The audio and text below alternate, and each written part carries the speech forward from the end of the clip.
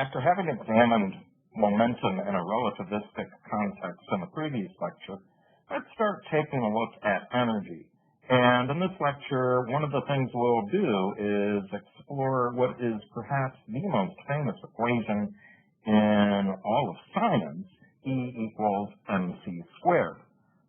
What we're going to find is that the E in that formula is something called rest mass energy. Now, we would normally think of an object at rest as having zero energy, but even in the absence of any potential energy, and even if the object is not moving, we're going to find that it has something called rest mass energy. And what that means is, for instance, if you heat up a pot of water, what's going to happen is certainly the internal energy of the water is going to increase, but what that results in is an increase in the actual mass of the water. Let's try and figure this thing out. And it starts with one of Newton's laws of motion. And that is the second one, the net force is equal to mass times acceleration. So in principle, if we apply a force on a mass long enough, we're going to accelerate that object faster and faster. But we can't accelerate anything to a speed greater than light or even at the speed of light. So something's going to have to be changed in order to accommodate that restriction. In the past, we've looked at how momentum could be redefined. So the question is, in F equals ma, are we going to redefine force or mass or acceleration? And the answer is that redefining mass is probably the least annoying thing that we can do. And not surprising, the way in which we'll modify it is to introduce a factor of gamma. M naught is the mass of an object in its own frame of reference, and n is the mass of the object as determined by an observer moving with non-zero velocity with respect to that mass. So once again, we get to the point, which is the mass, M naught or n? And the answer is both are correct. The thing is, as the relative velocity of the mass increases and gets closer and closer to c, initially there isn't much deviation. What we see on the screen is a graph of a 1 kilogram mass. It's in its rest frame, it is 1 kilogram. And we see that we have to get past even 80% the speed of light before the mass appears to be even 2 kilograms. But as we pile on the 9, 0.99, 0.999, 0.9999, and so on and so forth, we can see that the effective mass gets higher and higher, and the closer we get to the speed of light c, the greater the mass gets without bound. With this redefinition, we can use acceleration equals force divided by mass, just like in Newton's second law, with the recognition that as the speed gets larger, the mass gets larger, and despite the fact that we haven't changed the expression for the force, the acceleration will get smaller. So we still have Newton's second law in action. The net force equals mass times acceleration, but now we have to be careful and say m rather than m naught. So we have to make that redefinition of mass to make this law of physics survive. Let's take a look at an example. We have a constant net force of 545 newtons, and the mass of the object is a mere 1.33 milligrams. Now, because the acceleration depends upon gamma, and gamma depends upon velocity, the exact relationship between them is a bit complicated. But what we can do is we can look at the relationship between them at particular instances in time. So we'll look at the relationship between them when the initial velocity is 0 right at the outset, but we'll also take a look at the acceleration of the mass when the mass is at a speed of 0.999 times the speed of light, namely 99.9% the speed of light.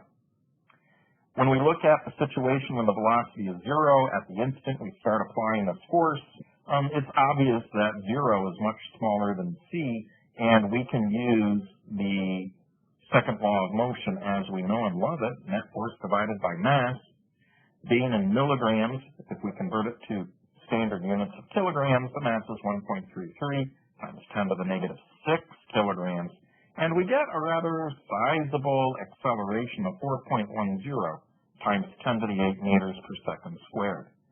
Now, before you get alarmed, I can have the acceleration be extremely large at any given instant in time. I cannot maintain an acceleration of 4.10 times 10 to the 8 meters per second squared for a very long time, in fact, only for the tiniest fraction of a second, but it is conceivably possible to have an exceptionally large acceleration. So here we have the acceleration at the outset, 4.10 times 10 to the 8 meters per second squared. Now we want to determine the acceleration at a speed of 0.999 times the speed of light. First of all, we need the mass. The mass at 0.999 c is gamma times 1.33 times 10 to the negative 6. Gamma, of course, is 1 over the square root of 1 minus v squared over c squared. And when you crunch all the numbers, you get that m is 29.7 times 10 to the negative 6 kilograms. Certainly still small, but 29.7 times 10 to the negative 6 is rather a bit larger than just 1.33 times 10 to the negative 6. The acceleration with this new mass, we can still hold on to Newton's second law. It's going to be the force divided by the mass, and with this new mass, we get an acceleration of 1.83 times 10 to the 7 meters per second squared. It's dropped by over a factor of 10, in fact, by over a factor of 20, due to the increase in the mass of the object. And it will keep dropping further and further and further as we pile those decimal points onto the end of the speed, 0.999, 0.9999, 0.99999, so on and so forth. So Newton's second law has managed to survive at the sacrifice of redefining mass. Is that redefinition of mass sufficient to allow for a new and improved relativistic definition of kinetic energy? And it's going to be complicated because kinetic energy depends upon velocity, and velocity depends upon the observer, and so we have to worry about all of that stuff. With our new definition of mass, does 1/2 mv squared still work in a relativistic context? No, unfortunately. And once again, the correct answer is going to involve a factor of gamma, but this might not be exactly what you thought. The actual derivation is beyond the scope of this course, but we can get to the conclusion and analyze that. And in a relativistic context, the kinetic energy of a mass, m naught, is actually equal to gamma minus 1 times m naught times c squared. So you don't directly see the v, but it does show up in the value of gamma. So kinetic energy still depends upon v, and if we had to, we can show that this expression, gamma minus 1 m naught c squared, becomes equal to 1/2 mv squared when v is very small. It is possible mathematically to show that. We're not going to do it. We'll just smile and nod and say it's correct, but it can be done. Let's take a look at this question. We have a 2.59 kilogram object, and its kinetic energy is a whopping 6.18 times 10 to the 16 joules. Such a large value makes it tempting to say we're going to need to consider relativity. But we can double check. We can calculate what the speed would be if we just said 1/2 mv squared. And if v is sufficiently large, then yeah, we got to do relativity. So the expression for v is 2 times the kinetic energy divided by the mass, and then take the square root. And when we plug in the numbers and we compare it to the speed of light c, we find that if we ignore relativity, we get a speed of 0.73 times the speed of light. What that means is we're going to have to look at this from a relativistic perspective. That's getting pretty close. That's a significant fraction of the speed of light.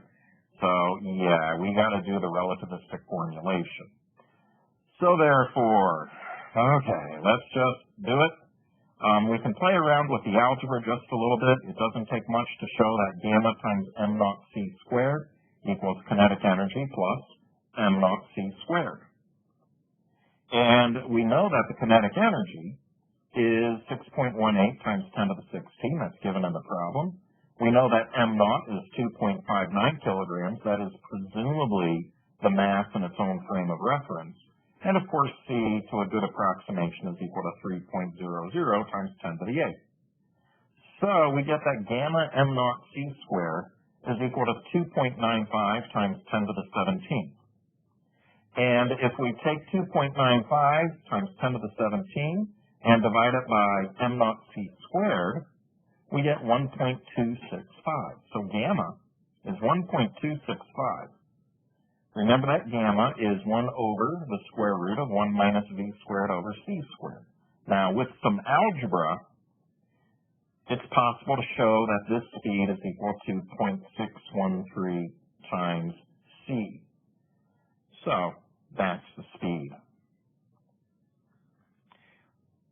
Is it a reasonable value? And keep in mind that if we look at the kinetic energy just from 1/2 mv squared, if we allow for the fact that m goes up, then a larger kinetic energy means that v is not going to go up as rapidly as it would with a constant value of m. So we found non-relativistically 0.73 c.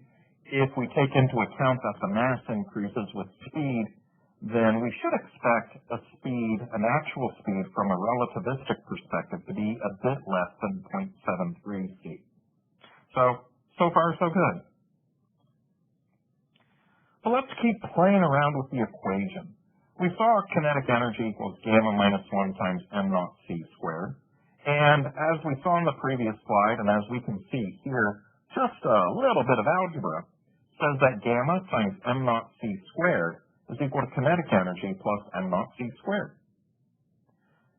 Einstein had an interpretation for this equation. Einstein said that the quantity on the left, gamma times m naught c squared, is the total energy of the object. And he said that the total energy of the object certainly depended upon the kinetic energy, but there's also this other quantity, m naught c squared. Now, Einstein was looking at this from a perspective of an object that was not under the influence of any potential energy. So consider an object out in the depths of space, far from any electromagnetic or gravitational field. If it's moving, it's going to have kinetic energy. But Einstein said, in addition to possessing kinetic energy, it inherently possesses this additional energy, m naught c squared. This is present even if the object is not moving. And because it's present even when it's not moving, Einstein called this the rest mass energy. And it's this expression that gives us this very famous equation, often said as E equals mc squared, but to fully understand it, we are going to give some subscripts. We are talking about the rest mass energy, which is different from the kinetic energy, which is different from the potential energy. The rest mass energy is equal to the mass of the object in its own frame of reference, m naught, times the square of the speed of light. So you've probably seen E equals mc squared. It's more technically correct to say the rest energy is equal to m naught c squared, but that's just not as catchy.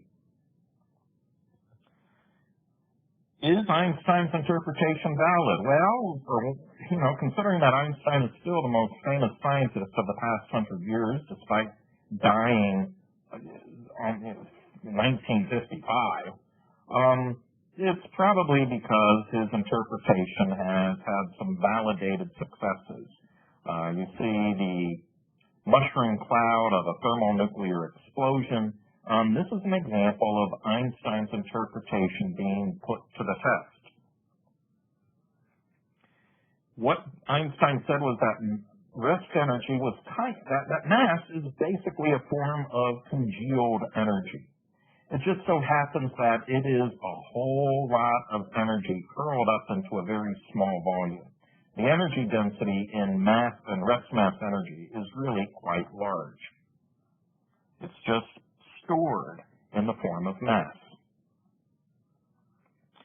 In a thermonuclear explosion or an atomic explosion, the idea is applied at the nuclear scale where, due to energy considerations, the huge energies involved in keeping a nucleus held together, just 1% of the mass of a nucleus might be turned into actual energy as we know and understand it, and yet we still get the release of this huge amount of explosive energy.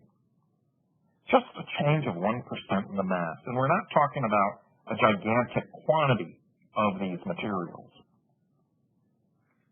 How much mass are we talking about? Well, let's take the mass of the average adult and imagine that it could be entirely transformed into energy to move the battleship Missouri, the very famous battleship where the treaty ending World War II, the surrender terms ending World War II were signed.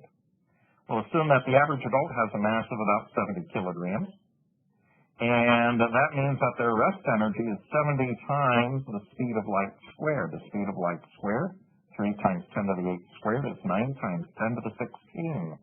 70 times 9 times 10 to the 16 is 6.3 times 10 to the 18 joules. That sounds like a big number. Well, how big is it for the battleship Missouri?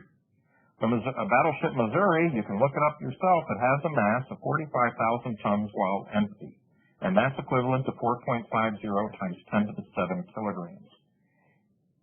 If we imagine plugging this in as kinetic energy equals 1/2 mv squared, where the kinetic energy is 6.3 times 10 to the 18, and the mass is 4.5 times 10 to the 7, the speed winds up being equal to 529,000 meters per second.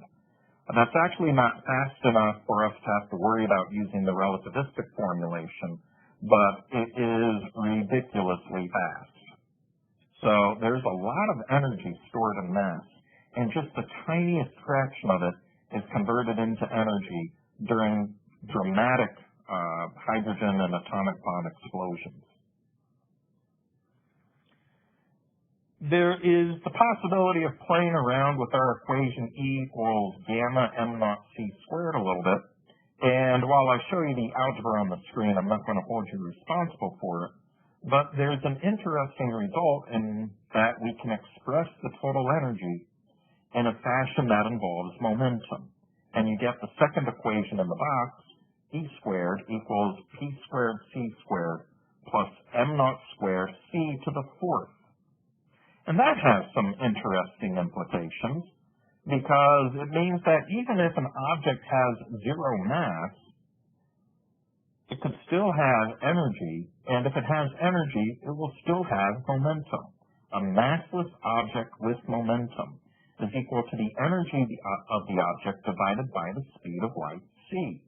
So particles of light, photons, have energy, and despite the fact that they have no mass, they therefore have momentum.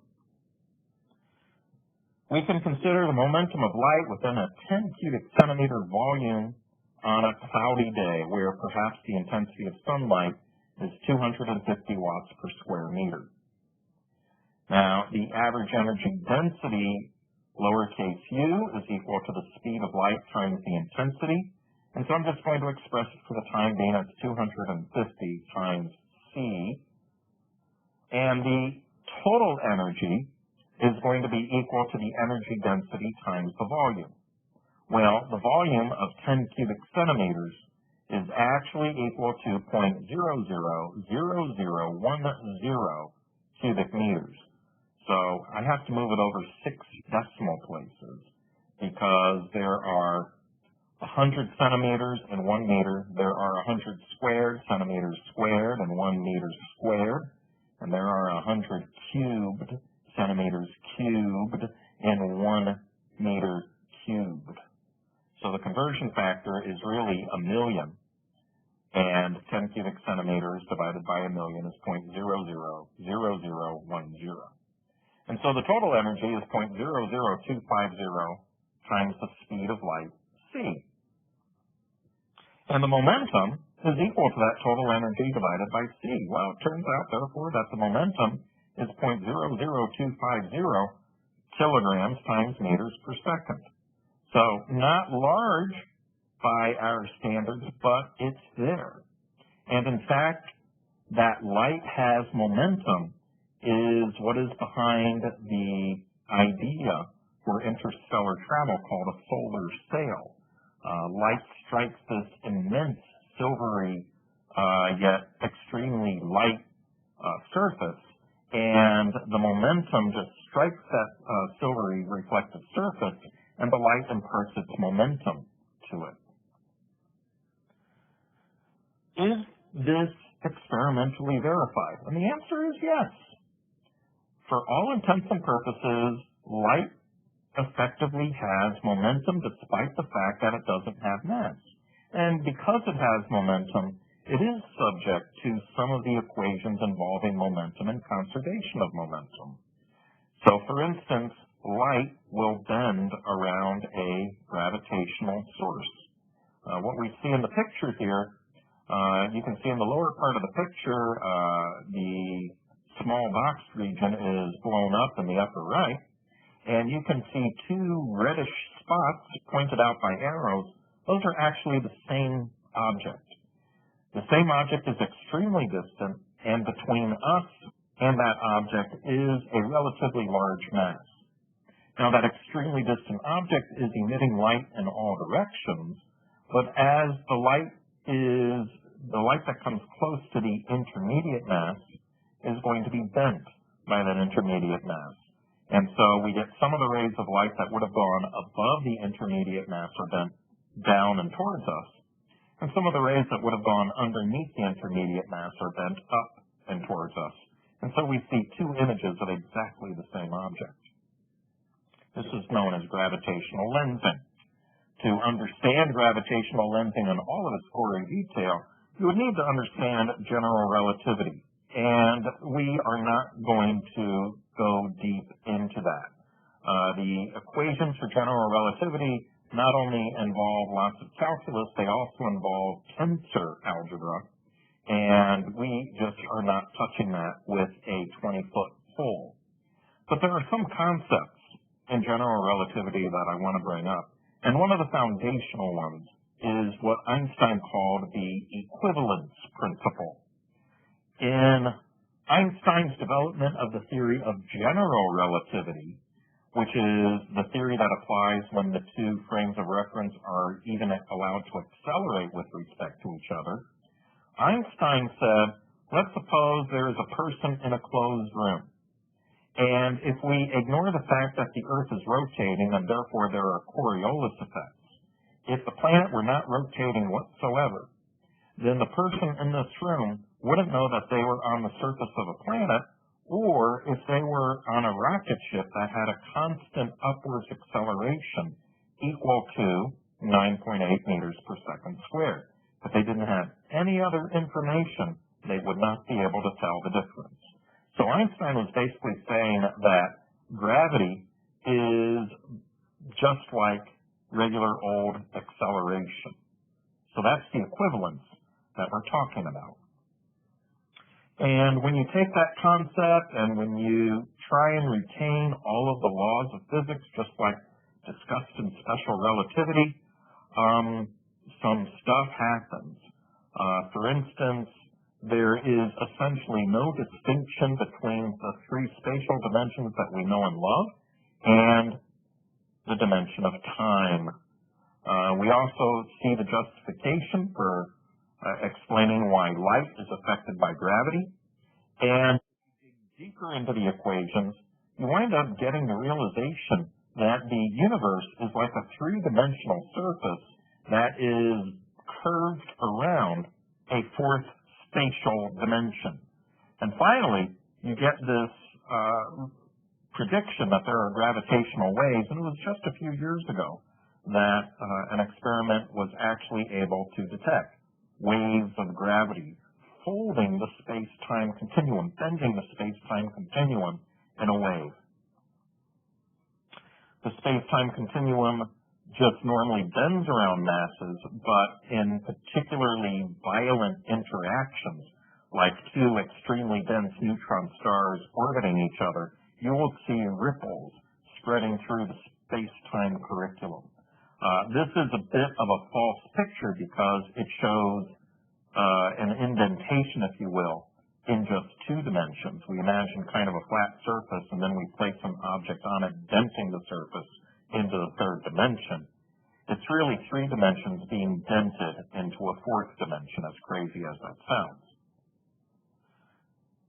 If the object that is doing the bending is sufficiently massive, what we get is something called a black hole.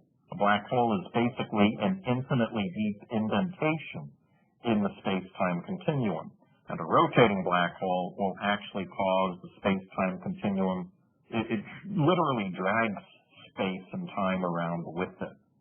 Again, some really crazy off-the-wall stuff. An additional impact of general relativity is its attempt to determine the shape of the universe. Is the universe basically a four-dimensional sphere with a three-dimensional surface? Is it a four-dimensional saddle shape with a three-dimensional surface? Or is the universe actually flat? We don't know the answer at this point in time. The spherical shape means that we have a closed universe.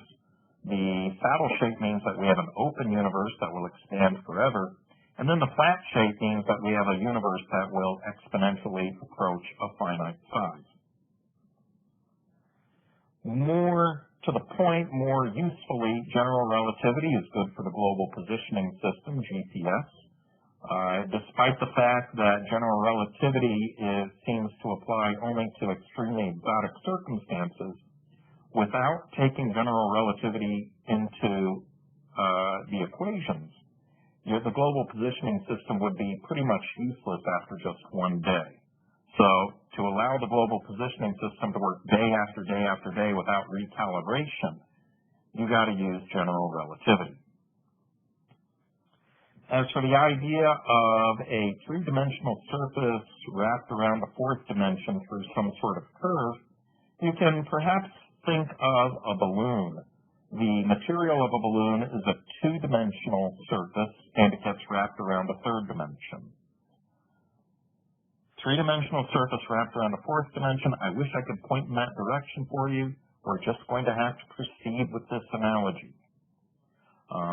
The idea of more than three dimensions, by the way, is older than Einstein. It's been speculated about since at least the 19th century.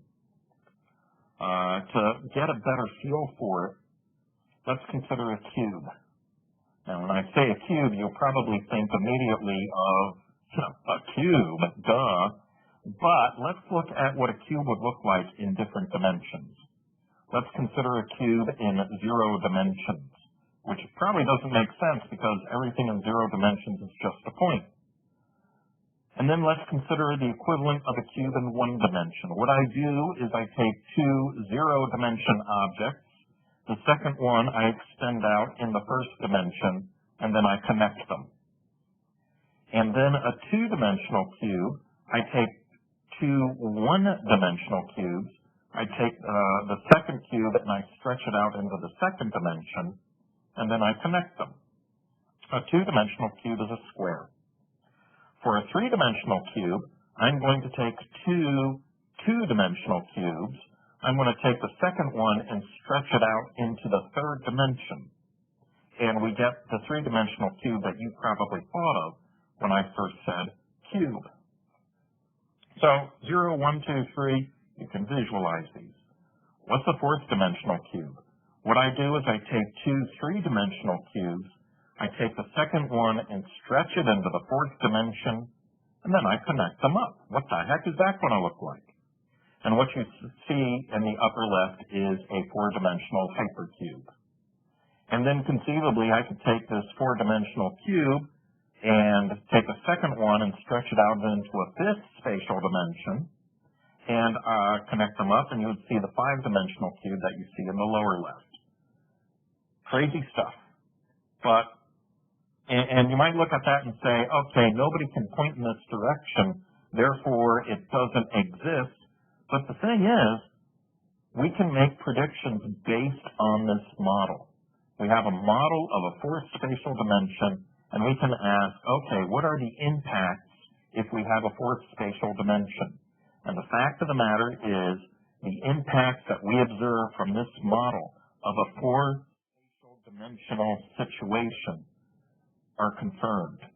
All of the possible experiments that we've done confirm the existence of a fourth spatial dimension about which our three-dimensional universe is curved. Crazy, but it fits the model, so it does seem to be correct. Okay, that's quite enough. Take care. Bye-bye.